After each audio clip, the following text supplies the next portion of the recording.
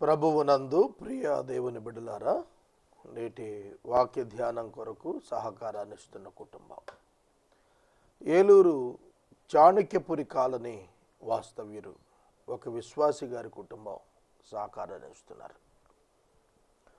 దేవుడు ఈ కుటుంబాన్ని దీవించి ఆశీర్వదించున్నట్లు ప్రార్థన చేద్దాం. ప్రార్థించుకుందాం.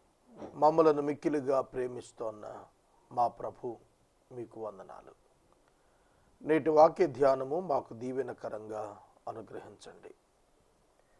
ఎపిసోడ్ సహకారం ఇచ్చిన మీ దాసుడు దాసురాలు వారి కుమార్తె కొరకు కృతజ్ఞతలు.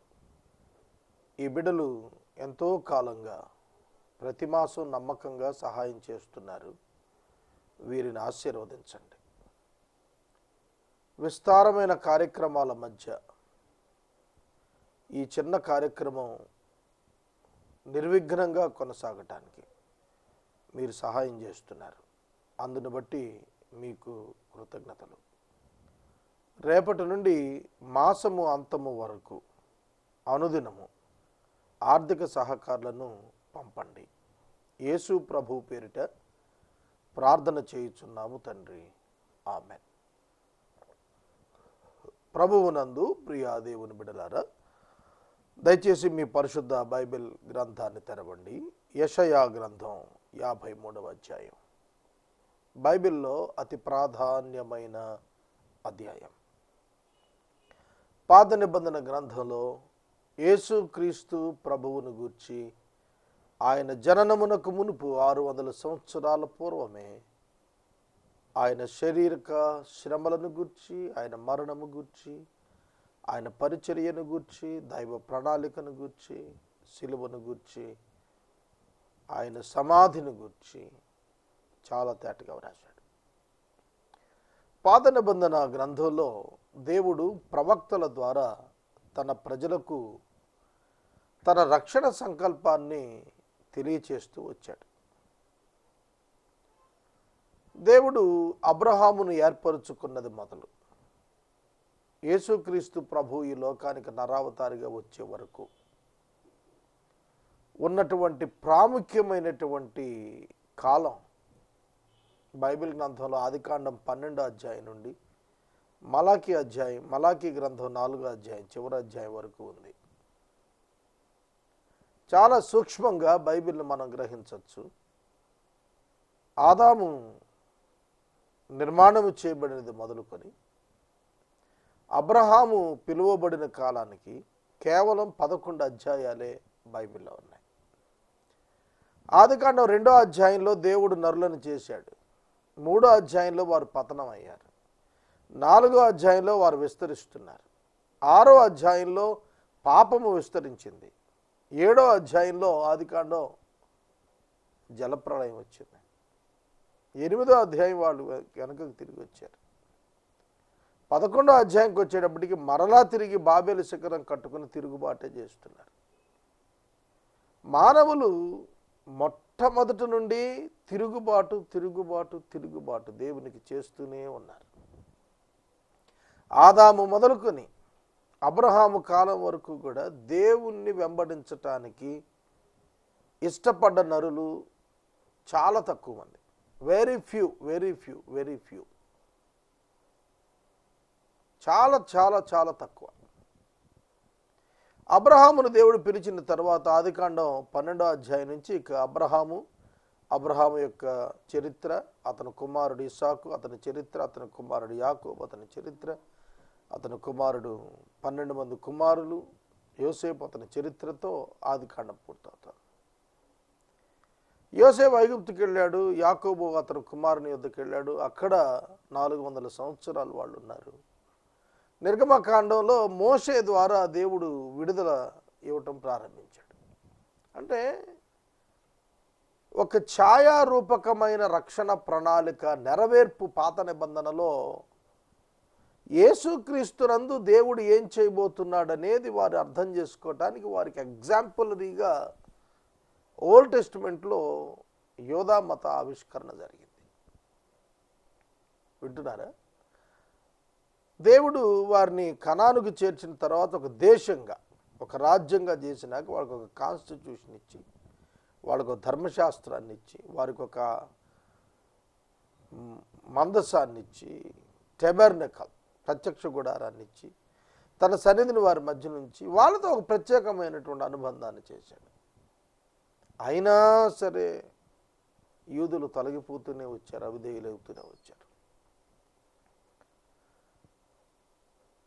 వరుస క్రమంలో మనం చూస్తున్నప్పుడు దేవుడు వారికి మోషే అనంతరం యెహోషువని ఇచ్చాడు. యెహోషువ తర్వాత న్యాయాధిపతులు వచ్చేసారు. న్యాయాధిపతులను పంపించి రక్షిస్తూ వచ్చాడు. ప్రజలు మొరపెట్టినప్పుడల్లా రక్షించాడు. రక్షించబడిన తర్వాత వాళ్ళు తిరుగుబాటు చేస్తూ వచ్చారు. అలాగే తర్వాత రాజులు వచ్చారు. ఆ రాజుల కాలంలో అష్షూరుకు ఇశ్రాయేలు వారు, బబులోనుకు యూదా వారు చెరకపోయారు. మళ్ళా దేవుడు కనికరంతో వాళ్ళు వెనక్కి తెచ్చాడు. అయినా మళ్ళీ వాళ్ళు పాపం చేస్తున్నారు. ఆ సందర్భంలో యేసుక్రీస్తు లోకానికి వచ్చాడు. కనుక మానవులను రక్షించాలనే అనాదికాల సంకల్పం ఉందే, యేసుక్రీస్తు ద్వారా మనుషులను నీతిమంతులనుగా చేసి దేవునికి ఒక రాజ్యంగా ఏర్పరచుకోవాలనుకునే సంకల్పానికి పాత నిబంధనలో ఛాయారూపకమైనటువంటి వివరణలు అనుగ్రహిస్తూ వచ్చాడు దేవుడు. వారికి మోడల్ చూపిస్తూ వచ్చాడు. వాళ్ళు గ్రహించలేకపోయారు. ఆ కాలాన నివసించిన ప్రజలతో దేవుడు తన ప్రవక్తల ద్వారా మాట్లాడటం ప్రారంభించాడు. ఆ ప్రవక్తలు రాసిన గ్రంథాలే 5 మేజర్ ప్రాఫిట్స్, 12 మైనర్ ప్రాఫిట్స్, 17 మంది పెద్ద పెద్ద దైవ సేవకులు గ్రంథాలు రాశారు. అనేక మంది ఉన్నారు, గ్రంథాలు రాసింది వాళ్ళు. పొయిటికల్ బుక్స్ ఒక 5 పుస్తకాలు ఉన్నాయి. Major prophets, minor prophets, historical books ఒక 12 ఉన్నాయి. మోషే రాసిన ఒక 5 గ్రంథాలు ఉన్నాయి. ఇలా 39 గ్రంథాలు పాత నిబంధనలో దైవ ప్రణాళికను గ్రహించడానికి వారికి ప్రవక్తల ద్వారా లేఖనాలు ఇవ్వబడుతూ వచ్చాయి. మోషే కూడా ప్రాఫిటే, ప్రవక్తే. అంటే గాడ్స్ స్పోక్స్ మ్యాన్. దేవుడు చెప్పింది ప్రజలకు చెప్పటం, అది ప్రవక్త యొక్క ఉద్దేశం. ప్రవక్త డ్యూటీ అది. కనుక వాళ్ళు రాశారు. వాళ్ళు ఏం చెప్పారో అది కూడా రాశారు. అదే పాత నిబంధన గ్రంథం అయింది, ఓల్డ్ టెస్టిమెంట్ బుక్ అయింది. అందులో ప్రధానంగా యెషయా భక్తుడు దేవుని చేత ప్రేరణ పొందినవాడే మెస్సియా ఏం చేస్తాడు, రక్షకుడైన యేసుక్రీస్తు నరావతారికి లోకానికి వస్తాడు, దేవుడే నరుడవుతాడు. దేవుని గుణలక్షణాలు నెరవేరాలి అంటే దేవుడు నరుడు కాక తప్పదు. కాబట్టి దేవుడు నరుడిగా వచ్చి మిమ్మల్ని రక్షిస్తాడు. అది తెలుసుకోవడానికి 53వ అధ్యాయం రాశాడు. మేము తెలియచేసిన సమాచారం ఎవడు నమ్మెను, యెహోవా బాహువు ఎవనికి బయలుపరచబడెను. ప్రశ్నలతో ప్రారంభించాడు. 2 ప్రశ్నలు. Who has believed what he has heard from us? Who has believed what he has heard from us? And to whom has the arm of the Lord been revealed? The arm of the Lord, యెహోవా బాహువు అంటే యేసుక్రీస్తు అని. ఆయన హృదయములో ఉన్నవాడు, ఆయన రొమ్మున ఉన్నవాడు, ఆయనలో భాగమైనవాడు. Elohim దేవుడు, తండ్రి, కుమార, పరిశుద్ధాత్ముడు. దేవుడు, దేవుని వాక్కు, దేవుని ఆత్మ, ఈ 3 కలిపి దేవుడు అని చెప్పబడింది. సింగులర్ ఫామ్లో దేవుడు అని చెప్పినప్పుడు ప్లూరల్ నౌన్, ప్లూరల్ నౌన్. దేవుళ్ళు కాదు, దేవుడు. అదే మర్మం, దాన్ని విశ్వసించాలి మనం. వాక్కు, ఇప్పుడు నేనున్నాను, ప్రాణము, ఆత్మ, శరీరం, నాలో 3 భాగాలు ఉన్నాయి. అది ఎప్పుడు తెలుస్తుందో తెలుసా? నేను చనిపోయినప్పుడు తెలుస్తుంది. నా దేహం ఇక్కడే ఉంటుంది కానీ ప్రాణం పోయింది అంటారు. ప్రాణం పోవటం ఏంటి? కనబడుతున్నాను అదే మనిషి కదా, ఏదో మిస్ అయింది లోపల, ఏదో సెపరేట్ అయింది. ఏమిటది అంటే సోల్ లైఫ్.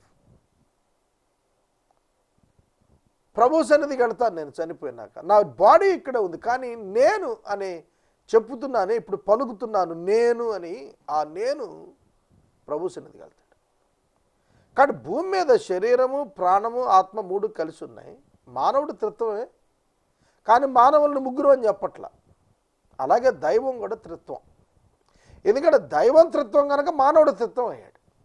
దేవుడు మానవుని త్రిత్వంగా చేశాడు. త్రిత్వమైన ఏకత్వం ఉంది. త్రిత్వమైన ఏకత్వం. ఇది నా చెయ్యి, నా శరీరం, నా ముఖం, నా కాలు, నేను నాదేనే చెబుతున్నాను కదా. అలాగే దేవుడు, నేను చెబుతున్నాను, నేను ఏం కలుగున్నానో చెప్పాలి అంటే నేను మాట్లాడాలి. వాక్కు ఉంది. వాక్కు దేవుడు, దేవుని వాక్కు. దేవుడు, దేవుని వాక్కు, దేవుని ఆత్మ. దేవుడు ఆత్మ. యోహాను సువార్తలో 4వ అధ్యాయం చెప్పాడు. దేవుడు ఆత్మ కనుక ఆరాధించేవారు ఆత్మతో సత్యముతో ఆరాధించాలన్నాడు. కనుక దేవుడు ఆత్మ. ఆత్మ యొక్క వాక్కు అయినవాడు నరావతారిగా రావాలి. ఇన్కార్నేట్ అయ్యాడు, శరీరధారి అయ్యాడు. మనుషులందరూ తల్లి గర్భాన పురుషుని ప్రమేయంతో పుడతారు. వారిని రక్షించడానికి తల్లి గర్భాన పురుషుని ప్రమేయం లేకుండా తానే స్వయంగా పరిశుద్ధాత్మ చేత గర్భాన ధరింపబడిన వాడే నరావతారిగా ఈ లోకానికి వచ్చాడు. యేసుక్రీస్తు 100% నరుడు, 100% దేవుడు. మానవుల కొరకు ప్రాయశ్చిత్తం చేయటానికి రక్తం ఇవ్వాలి, అందుకే శరీరం ధరించాడు. మానవుని పాపాన్ని బట్టి మానవునికి విమోచన రావాలంటే మానవుని వలె రావాలి, మానవుని వంటి వాడు కావాలి, మానవుని వలె రక్తం కలిగిన వాడు అవ్వాలి. ఆ రక్తం పరిశుద్ధమైంది అయి ఉండాలి. ఆ పరిశుద్ధ రక్తం దేవుని ఎదుట అంగీకరించబడాలి. అప్పుడే పాపి అయిన మానవుడికి ప్రాయశ్చిత్తం కలుగుతుంది, విమోచన కలుగుతుంది, విడుదల కలుగుతుంది. అందుకే దేవుని కుమారుడు మనకు అర్థం కావాలంటే తండ్రి కుమారుడు అంటేనే మనకు అర్థమవుతుంది, ఇంకేం అర్థం కాదు. ఆయన నుండి కలిగిన వాడుగా చెప్పబడ్డాడు కుమారుడు అన్నప్పుడు. ఆయన ఎందున్నాడు? ఆయన ఈ లోకానికి నరావతారిగా వచ్చాడు, రావాల్సి వచ్చింది. To seek and save the sinners on this earth. మనుషులను నశించిన వారిని వెతికి రక్షించటానికి మనుష్య కుమారుడు ఈ లోకానికి వచ్చాడు. ఈ సమాచారం ఎవడు నమ్మాడు? ఎవడు నమ్మడు. యేసుప్రభు 33.5 సంవత్సరాలు బెత్లెహేములో పుట్టి, నజరేతులో పెరిగి, యెరూషలేములో తిరిగి, ఆ చుట్టుపక్కల తిరిగి సేవ చేశాడు. But no one believed him. ఎవరు నమ్మలేదు. ఆయన్ని రొట్టెల కొరకు వెంబడించారు, అద్భుతాల కొరకు వెంబడించారు తప్ప ఆయనే దేవుడు అని నమ్మలేదు. ఆయన శిలువ సమయంలో ఒంటరైపోయాడు. యూదుల మధ్య ఆయన దావీదు వంశంలో పుట్టాడు, యూదా గోత్రంలో పుట్టాడు. లేఖనాలన్నీ నెరవేర్చుకుంటూ పోతున్నాడు ఒక్కోటి. But no one believed him. ఎవడు నమ్మలేదు. ఎవడు నమ్మడని ఎప్పుడు చెప్పాడు? యెషయా 600 సంవత్సరాల క్రితం చెప్పాడు. నేను నిన్నటి దినం హైదరాబాద్లో ఖాళీగా ఉండి ఇర్మియా గ్రంథం 50 అధ్యాయాలు చదివేశాను, 52 అధ్యాయాలు చదివాను. ఎంత తేటగా యూదులు బబులోను చెరకు వెళ్ళే ముందు తీవ్రంగా ప్రతిఘటించారు దేవుణ్ణి, ఆయన అధికారాన్ని. ప్రవక్త ఇర్మియా చెప్పినప్పుడు బబులోనుకు మీరు వెళ్ళటం మంచిది, రాజులారా బబులోను రాజుతో సమాధాన పడండి అంటే వాళ్ళు తిరుగుబాటు చేశారు. 52 అధ్యాయాలు కంటిన్యూస్గా చదివాను, లేకుండా కూర్చొని చదివాను. చాలా స్ట్రెంగ్తన్ అయ్యాను, బలపరచబడ్డాను. మనుషులు ఆనాడే కాదు ఈనాడు కూడా అవిధేయులు. 21 శతాబ్దాలు ఇవాళకి అవిధేయులు. కాఠ్మండ్లో, నేపాల్ కాఠ్మండ్లో పెద్ద భూకంపం వచ్చింది, వేలాది మంది చనిపోయారు. మరలా ఇవాళ మధ్యాహ్నం 11:59:53 మరలా అంతకంటే పెద్ద భూకంపం వచ్చింది. Who repented? It's my question. ఎవడైనా ఒక్కడు పశ్చాత్తాపడి మారుమనసు పొందాడా? లోకం సంగతి వదిలేయండి, యాజ్ ఎ క్రిస్టియన్ మనం ఆలోచన చేద్దాం. ఇవాళ మధ్యాహ్నం భూమి కదిలిపోయిందన్నారు. ఆంధ్ర రాష్ట్రంలో కూడా చాలా ప్రాంతాల భూమి కంపించిందన్నారు. విజయవాడ దగ్గర గొల్లపూడిలో కంపించిందన్నారు. కాకినాడ అంటున్నారు, రాజమండ్రి అంటున్నారు, అమలాపురం అంటున్నారు. ఎనీవన్ ఇది చూచిన తరువాత అయినా పశ్చాత్తాపడి, ప్రభువా నేను పాపినని ఒక్క మనిషి ఎవడైనా ఈ భూకంపం చూసి ఒక్క పాపి పశ్చాత్తాపడ్డా? ప్రభు ముందే చెప్పాడు, మత్తయి సువార్త 24 భూకంపాలు వస్తాయన్నాడు. ఆయన రాకడ ముందు భూకంపాలు వస్తాయి, తుఫాన్లు వస్తాయి. హుద్ వచ్చింది. Who repented? ఈ తుఫానును కళ్ళారా చూశారు, 10 లక్షల చెట్లు పడిపోయినాయి. Who repented? No one. హుద్ తుఫాన్ వచ్చింది కనుక నేను చర్చికి వెళ్ళిపోతున్నానండి వాళ్ళ నుంచి అన్నవాడు ఎవడు రాలేదు. సోదరుడా, సోదరి, దేవుడు కార్యాలు జరుగుతూనే ఉన్నాయి. దేవుని హెచ్చరికలు, అలార్మ్స్ వస్తూనే ఉన్నాయి. కానీ మానవుడు కఠిన హృదయుడు. మేము తెలియచేసిన సమాచారము ఎవడు నమ్మెను, ఎవడు నమ్మలేదు. యెహోవా బాహువు ఎవనికి బయలుపరచబడెను. ఆయన దేవుని కుమారుడిని ఎవరు తెలుసుకోగలిగారు?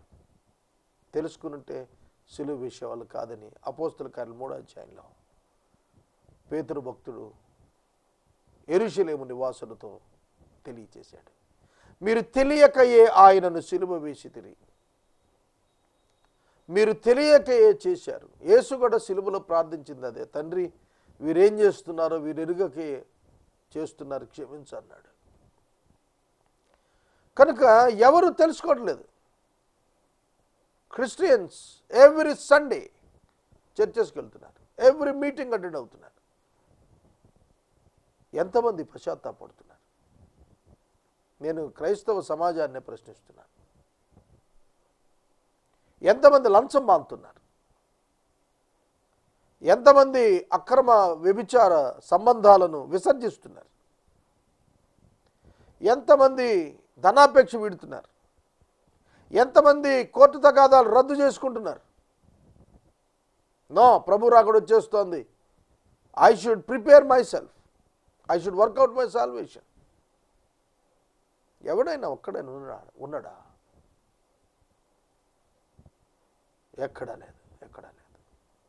సేవకుల్లోనూ లేదు, సమాజంలోనూ లేదు, సంఘంలోనూ లేదు. ఆనాడు 600 సంవత్సరాలకు క్రీస్తు పూర్వమే ఎవడు లేడు. యేసు వచ్చినప్పుడు ఎవడు లేడు. యేసు వచ్చి 2000 సంవత్సరాలు ఎవడు కనబడటం లేదు. పశ్చాత్తాపపడేవారు కనబడటం లేదు. ఎవరు నమ్ముతారు? వారు ధన్యులు. నోవహు ఒక్కడే నమ్మాడు. అంతమంది ప్రజలలో 50,000 వేసుకుందాం అప్పుడున్న ప్రజలు. మనం ఉదాహరణకి ఒక్క కుటుంబమా? అర్థమవుతుందా? పాపాన్ని విడిచిపెట్టడం, దేవునికి లోబడటం, అపవాదిని ఎదిరించటం చిరు విషయమేం కాదు. సోదరుడా, సోదరి, సువార్త వినండి. వింటున్న వారు మారు మనసు పొందండి, పశ్చాత్తాపడండి, పాపాన్ని విడిచిపెట్టండి.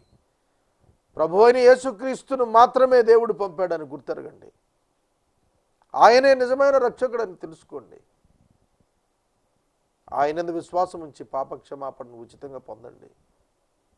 పరిశుద్ధాత్మని చేత నిండిన వారే క్రీస్తు సారూప్యానికి మార్చబడి రూపాంతరం చెంది ఆయన రాకడలో వధువు సంఘంగా ఎత్తబడండి. దీని కొరకే మనకు వాక్యం ప్రకటించబడుతుంది. 2వ వచనం ఆయన గురించి చెప్పాడు. లేత మొక్కవలను, ఎండిన భూమిలో మొలిచిన మొక్కవలను అతడు ఆయన ఎదుట పెరిగెను. ఎవరతడు? ఎవరాయన? అతడు ఆయన ఎదుట పెరిగెను. అతడు యేసు, ఆయన దేవుడు. అతడు ఆయన ఎదుట పెరిగెను. అతనికి స్వరూపమైనను సొగసైనను లేదు. మనం అతనిని చూచి అపేక్షించినట్లు అతని యందు స్వరూపము లేదు. సాధారణంగా దేవుడు బొమ్మలు చాలా అందంగా చెక్కుతారు, దేవతల బొమ్మలు చాలా అందంగా చెక్కుతారు. కానీ కాంట్రడిక్టరీ ఇక్కడ. దేవుడు నరుడిగా వచ్చినప్పుడు శిలువ సందర్భాన యేసుక్రీస్తు యొక్క ముఖం వికారంగా ఉంది, రక్తసిక్తమైంది. ముఖం మీద గుద్దారు కదూ, ఒకటి తక్కువ 40 కొరడా దెబ్బలు. ఆయన తల మీద 72 ముళ్ళతో ముళ్ళ కిరీటం. ఆయన మొహం చూడటానికి దడుచుకునేట్టుంది. ప్యాషన్ ఆఫ్ ద క్రైస్ట్ అని ఒక సినిమా వచ్చింది. యేసుక్రీస్తు ప్రభు సిలువను చాలా దారుణంగా చూపించాడు. క్రైస్తవులు కూడా పెద్దగా ఆదరించలేదు, దాన్ని చూడలేకపోయారు. కరుణామయుడి సినిమాలో యేసుక్రీస్తు ప్రభువుని మేకప్ వేసి సిలువ టైంలో కూడా బ్యూటిఫుల్గా ప్రజెంట్ చేశాడు మోదుకూరి జాన్సన్ గారు. చూశారు. రక్తశక్తమైన స్వరూపమైన సొగసైన లేని యేసుక్రీస్తుని చూపించాడు ప్యాషన్ ఆఫ్ ద క్రైస్ట్లో. చూడలేకపోయాం. అంతెందుకు నేను చూడలేదు ఇప్పటివరకు. అది DVD కూడా నేను చూడటానికి ప్రయత్నం చేయలేదు. 1-2 ఇన్సిడెంట్స్ క్లిప్పింగ్స్ చూశాను, చూడలేకపోయాను. అపేక్షించేట్టుగా లేడు ఆయన, కోరుకునేటట్టుగా లేడు ఆయన. విసర్జించబడిన వాడుగానే ఉన్నాడు. అతడు తృణీకరించబడిన వాడుగా అయ్యాడు. మనుషుల వలన విసర్జించబడిన వాడుగా అయ్యాడు. వ్యసనాక్రాంతుడుగాను, వ్యాధిని అనుభవించిన వాడుగాను, మనుషులు చూడనొలని వాడుగాను ఉన్నాడు. అతడు తృణీకరించబడ్డవాడు గనుక మనము అతనిని ఎన్నిక చేయకపోతేమే. మనము అన్నప్పుడు యూదులు, పర్సనల్గా మాట్లాడుతున్నాడు యెషయా. మనము యూదులు అతనిని ఎన్నిక చేయపోయాం. దేవుడు ఎన్నిక చేసి పంపిన ఆయనను మనం ఎన్నిక చేయలేదు, లెక్క పెట్టలేదు, లక్ష్యము చేయలేదు, అంగీకరించలేదు. ఎందుకంటే ఆయన సిలువ అభ్యంతరంగా ఉంది. ఏ సిలువ అయితే రక్షణార్థమైనదో ఆ సిలువే యూదులకు అభ్యంతరంగా ఉంది. యూదులు 39 పుస్తకాలు చదువుకున్న యూదులు, ధర్మశాస్త్రం ఎరిగిన యూదులు యేసుక్రీస్తు ప్రభువును ఒక అద్భుతమైన హీరోయిస్టిక్ వర్షిప్తో చూశారు. మెస్సియా అంటే మాకు ఒక రాజుగా వస్తాడు, ఆయన వచ్చి మా శత్రువులను చావగొడతాడు, ముక్కు మూసి చెవులు పిండుతాడు, మాకు వాగ్దానాలను నెరవేర్పించేస్తాడు, మమ్మల్ని తన బిడ్డలుగా డిక్లేర్ చేస్తాడు, మాకు పదవులు ఇస్తాడు, మేము గొప్పగా ఉంటాం. దీన్ని వాళ్ళు ఎక్స్పెక్ట్ చేశారు. అంతేగాని తమను పరిపాలించువాడు జకరియా గ్రంథంలో రాసినట్టు నీతిమంతుడైన రాజు భారవాహిక వాహనం మీద ఎక్కొచ్చి ఈ విధంగా చూడలేని వారుగా, తృణీకరించబడిన వాడుగా అయిపోతాడనేది వాళ్ళు ఎక్స్పెక్ట్ చేయలేదు. కానీ సువార్త సత్యం జరిగింది. అదే 39 పుస్తకాల్లో సిలువను గుర్చుంది, ప్రణాళికను గుర్చుంది. దాని వైపు మానవులు దృష్టి పెట్టలేదు. మనం కూడా అంతే కదా, మన కంటికి నచ్చింది ఎన్నుకుంటాం, మన అభిరుచులకు తగిన దాన్ని సెలెక్ట్ చేసుకుంటాం. మనం కోరుకోనిది మనం తీసుకోలేం కదా. అలాగే యేసును కోరుకోలేకపోయారు, ఆయన బోధ కోరుకోలేకపోయారు. ఆయన బోధ భౌతికమైన బ్లెస్సింగ్ కాదు, అందుకే కోరుకోలేకపోయారు. 100 రెట్లు ప్రతిఫలం వచ్చే బ్లెస్సింగ్ అయితే కోరుకుంటారు. 100 రెట్లు త్యాగం చేయాల్సిందని ఆయన చెప్తూ వచ్చాడు, అందుకే కోరుకోలేకపోయారు. ఇవాళ యేసుక్రీస్తుని చాలామంది వెంబడించలేకపోవటానికి కారణం ఏంటో తెలుసా? సాక్రిఫిషియల్ లైఫ్, త్యాగపూరిత జీవితం లేకపోతే యేసును వెంబడించలేము. అందుకనే దైవ ప్రణాళికలో యేసుకు దేవుడు సిలువ నియమించాడు. అలాగే ప్రతి విశ్వాసికి కూడా దేవుడు వ్యక్తిగతంగా సిలువ నియమించాడు. మనం ఒక చెక్కకర్ర మోసుకొని యెరూషలేము వీధుల్లో నడవకపోయినా మన జీవితానికి సెల్ఫ్ డినైల్. సిలువ అంటే knowingly dying and self denial.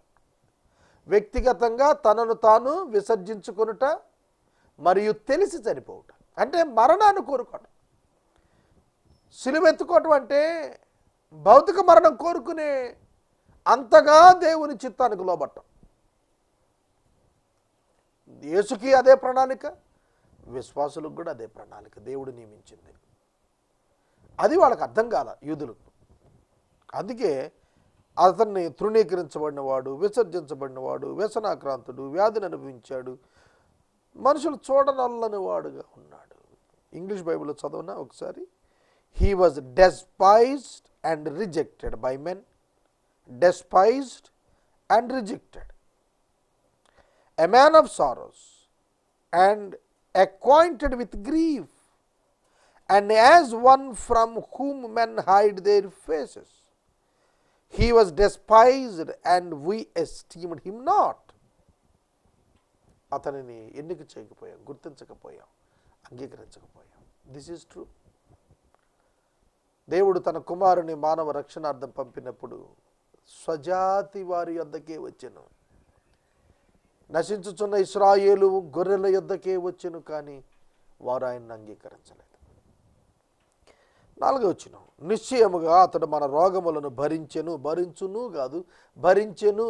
యేసు శిలువలో మానవ రోగాన్ని భరించాడు, మన వ్యసనాలను వహించుకున్నాడు, మొత్తబడిన వానుగున్నాడు, దేవుని వలన బాధించబడిన వానుగున్నాడు, శ్రమ నొందిన వానుగాను మనం అతన్ని ఎంచితిమి. దేవుని వలన బాధించబడ్డాడు అనుకున్నాను. అసలు పిటి ఏంటంటే, వాళ్ళు దేవునికి విరోధంగా దేవుని కుమారుని సిలువేస్తూ దేవునికి సేవ చేస్తున్నాం అనుకున్నారు. ఇదండి భయంకరమైనటువంటి విచారకర సంఘటన. ఏమిటంటే, యూదులు దేవునికి తిరుగుబాటు చేసి యేసును తృణీకరించడం ద్వారా మేము దేవుని సేవ చేశాము, ధర్మశాస్త్రం నెరవేర్చామని భ్రమపడ్డారు. చాలా సందర్భాల్లో మనం అలాగే ఉంటాం. దేవునికి ఇష్టం లేనిది చేస్తూ దేవునికి ఇష్టంగా బతుకుతున్నాం అనుకుంటారు. లంచం తీసుకోవడం దేవునికి ఇష్టం కాదు. ఆ లంచం డబ్బు దేవుని సేవకి ఇచ్చి మేము దేవుని సేవ చేయిస్తున్నాం అనుకుంటారు. ఇవాళ అక్రమంగా సంపాదించిన వాళ్ళు మినిస్ట్రీస్కి ఇవ్వటం ఆపేయండి అని అనౌన్స్మెంట్ వస్తే మినిస్ట్రీస్ అల్లాడిపోతాయేమో, చాలామంది గిలగల్లాడిపోతారు. ఎందుకంటే మనుషుల సహాయం చేత రన్ అయ్యే మినిస్ట్రీస్ ఉంటాయి కొన్ని, వాళ్ళు గిలగల్లాడతారు, కరువు వచ్చినట్టు అయిపోతుంది. సోదరుడా సోదరి, దేవుని వల్ల బాధించబడిన వారుగా ఎంచాం మనం. దేవుని చేత బాధించబడటం కాదు, ఆయన దేవుని చేత ఘనపరచబడ్డాడు. సిలువలో యేసుక్రీస్తు ప్రభువు మానవులకు రావలసిన శిక్షను తాను ఎత్తుకున్నప్పుడు గాడ్ ఆనర్డ్ హిమ్. ఒక ప్రక్క ఆయన్ని పనిష్ చేస్తూ గాడ్ ఆనర్డ్ హిమ్. దేవుడు అతన్ని గౌరవించాడు, ఆయన తృణీకరించాడు. ఎందుకు తృణీకరించాడు? యేసు శరీరం మీద మానవ పాపం మోపబడింది, అందుకు తృణీకరించాడు. దేవుడు విడిచాడు, కానీ దేవుడు ఆయనను అంగీకరించాడు. ఆయన శిలువలో చేసిన కార్యాన్ని దేవుడు అంగీకరించాడు. కనుక the view of the Jews are entirely different from the view of God. అలాగే ఇవాళ కూడా మనందరి యొక్క అభిప్రాయం వేరు, దైవవాక్యము దాని సత్యము వేరు. కనుక మారు మనసు పొందితేనే తప్ప, విశ్వాసం ఉంచితేనే తప్ప, ఇరుకు మార్గమున ప్రవేశిస్తేనే తప్ప దేవుని ప్రణాళిక అర్థం కాదు. నేను ముగిస్తున్నాను. రేపటి దినం 5వ వచనం నుంచి వాక్యాన్ని ప్రారంభిస్తాను. ఎపిసోడ్ సహకారులు కావాలి. ఈ రాత్రి ఎపిసోడ్ సహకారి చాణక్యపురి కాలనీ వాస్తవ్యులు, ఒక విశ్వాసి గారి కుటుంబం సహకరిస్తున్నారు. దేవుడి కుటుంబాన్ని దీవించును గాక. ప్రార్థన. మమ్మను మిక్కిలిగా ప్రేమిస్తున్న మా తండ్రి, మీకు వందనాలు. వాక్యము విన్న బిడ్డలను దీవించుము. ప్రణాళిక అర్థం చేసుకోక యేసును సిలువ వేసిన యూదులు పెంతెకొస్తు పండుగ నాడు పశ్చాత్తాపడ్డారు. కొందరు పశ్చాత్తాపడ్డారు, కొందరు తిరస్కరించారు. 2 గుంపులు ఎప్పుడు ఉన్నాయి ప్రభు.